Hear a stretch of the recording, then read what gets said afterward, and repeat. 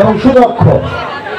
আপনাদের কাছে অনুরোধ থাকবে, বিগত আমলে যারা রাজপথে সাহসী ভূমিকা রেখেছেন এবং তাদেরকে সবসময় আপনারা কাছে পেয়েছেন, তাদেরকে দিয়ে এবং তাদেরকে মূল্যায়ন করবেন, এই আমাদের কাছে আপনাদের কাছে আমার অনুরোধ রইল।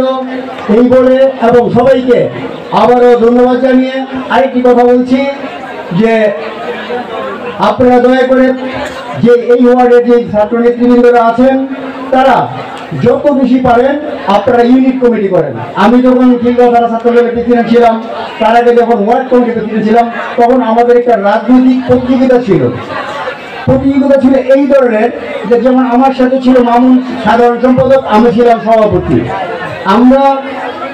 আমাদের প্রতিযোগিতা ছিল ও কতটি ইউনিট তৈরি করলো, আমি কতটি ইউনিট তৈরি করলাম, এবং মিটিংয়ে আমি কতজন নিয়ে গেলাম, সে কতজন নিয়ে গেল। এই ছিল আমাদের প্রতিযোগিতা। এটা হচ্ছে অরিজিনাল রাজনৈতিক প্রতিযোগিতা।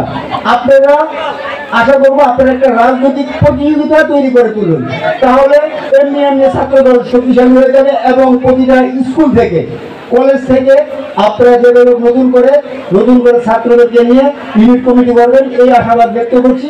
ইনশাআল্লাহ আপনারা যদি এইভাবে ইউনিট